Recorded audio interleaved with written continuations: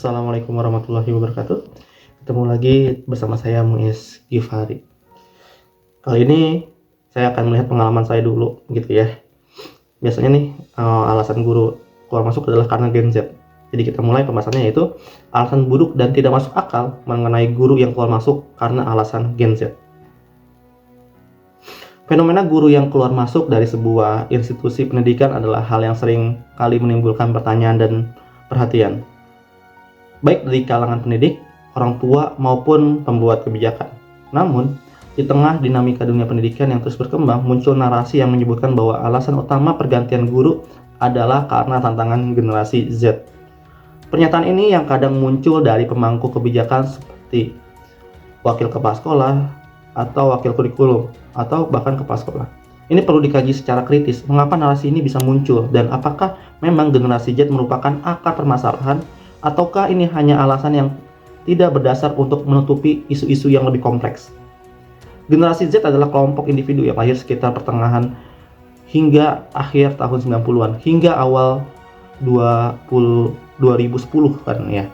Mereka adalah generasi yang tumbuh di era digital dengan akses yang luas dengan teknologi, informasi, dan berbagai bentuk komunikasi modern. Seringkali mereka digambarkan sebagai generasi yang inovatif, adaptif, tetapi juga memiliki karakteristik unik, yaitu menuntut pendekatan berbeda dalam pendidikan. Namun, karakteristik ini tidak semestinya dijadikan kambing hitam untuk menjelaskan permasalahan rotasi atau pergantian guru. Pernyataan bahwa guru keluar masuk karena alasan generasi Z ini adalah bentuk simplifikasi yang mengabaikan berbagai faktor penting lainnya. Pergantian guru biasanya disebabkan oleh kombinasi dari banyak hal, mulai dari kondisi kerja, lingkungan sekolah, hingga kebijakan yang diterapkan oleh pihak manajemen. Ketika generasi Z dijadikan alasan utama, itu mencerminkan kurangnya pemahaman terhadap akar masalah dan kecenderungan untuk mencari kambing hitam dari solusi nyata. Salah satu alasan utama yang sering diabaikan adalah kondisi kerja guru yang tidak mendukung. Guru seringkali menghadapi beban kerja yang berat, baik dari sisi administratif maupun tanggung jawab mengajar. Dalam banyak kasus, tugas-tugas administratif yang tidak relevan dengan proses pembelajaran menjadi beban tambahan yang menguras energi dan waktu. Ketika guru merasa tidak didukung oleh sistem yang ada, wajar jika mereka mencari lingkungan kerja yang lebih baik. Itu namanya bentuk ikhtiar guru. Namun, alih-alih mengevaluasi kondisi kerja tersebut, alasan sulit menghadapi generasi Z justru diangkat sebagai pembenaran dan bahkan dipresentasikan waktu akreditasi. Selain itu, masalah kompensasi dan penghargaan terhadap guru juga menjadi faktor penting. Banyak guru yang merasa bahwa gaji yang mereka terima ini tidak sebanding dengan beban kerja yang harus mereka tanggung. Hal ini terutama berlaku di sekolah-sekolah swasta atau daerah yang anggaran pendidikannya terbatas. Ketika guru memutuskan untuk keluar, seringkali alasan ekonomi menjadi pendorong utama. Namun, sekali lagi, pihak manajemen atau wakil kurikulum cenderung mengalihkan perhatiannya dari isu ini dan dengan menyebutkan generasi Z sebagai biang keladinya. Ataupun ya karena lingkungan kondisi jelek, itu mengkambing hitamkan si generasi Z-nya. Tidak hanya itu, lingkungan kerja yang tidak kondusif juga menyebabkan rotasi guru. Lingkungan yang tidak mendukung seperti kurangnya kolaborasi antar guru, konflik internal, atau bahkan kurangnya dukungan dari manajemen sekolah dapat membuat guru merasa tidak nyaman untuk bertahan. Dalam situasi seperti ini, sulit untuk memahami mengapa generasi Z yang menjadi fokus, sementara masalah internal yang lebih signifikan justru seringkali diabaikan oleh mereka. Penting juga untuk menyoroti bahwa generasi Z memiliki potensi besar yang dapat dimanfaatkan oleh para pendidik. Mereka adalah generasi yang cepat belajar, memiliki daya kreatif yang tinggi, dan mampu beradaptasi dengan teknologi. Tantangan yang mereka hadapi seperti tingkat konsentrasi yang pendek atau kecenderungan untuk mempertanyakan otoritas. Seharusnya ini dilihat sebagai peluang untuk mengembangkan metode pengajaran yang lebih relevan dan inovatif.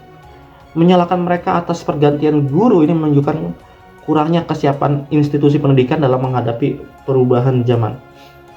Selain faktor internal, kebijakan pendidikan di tingkat nasional atau regional juga dapat mempengaruhi stabilitas guru di sekolah. Kebijakan yang sering berubah, kurangnya pelatihan yang relevan, atau bahkan sistem rekrutmen yang tidak transparan, semuanya dapat berkontribusi pada tingginya angka rotasi guru.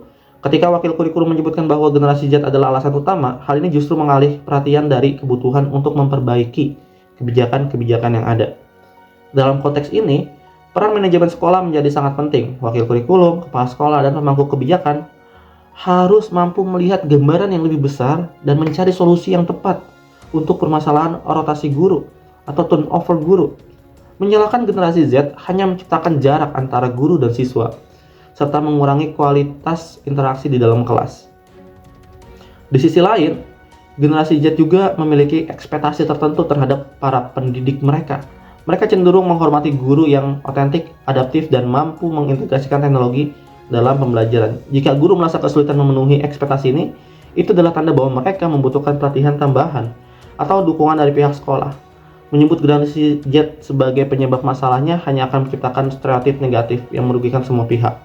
Pada akhirnya, alasan karena generasi Z adalah narasi yang tidak hanya tidak berdasar, tetapi juga bahaya. Narasi ini menciptakan persepsi negatif tentang siswa maupun guru nantinya, mengabaikan tanggung jawab institusi pendidikan, menciptakan lingkungan yang mendukung bagi guru, dan mengalihperhatikan dari isu-isu struktur yang lebih mendalam.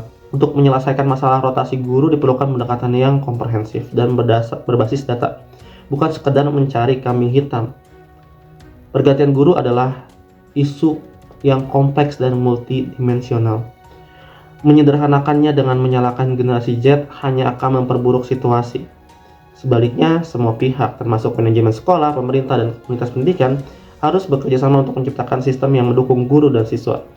Dengan demikian, kita dapat memastikan bahwa pendidikan tetap menjadi sarana untuk membangun masa depan yang lebih baik, bukan tempat di mana tanggung jawab dilemparkan tanpa dasar. Kajian pada video ini dapat kita lihat lagi nanti ke depannya ya. Mungkin ini part satunya. Nanti apabila ada permasalahan pendidikan akan kita kaji di sini. Mungkin cukup sekian. Assalamualaikum warahmatullahi wabarakatuh.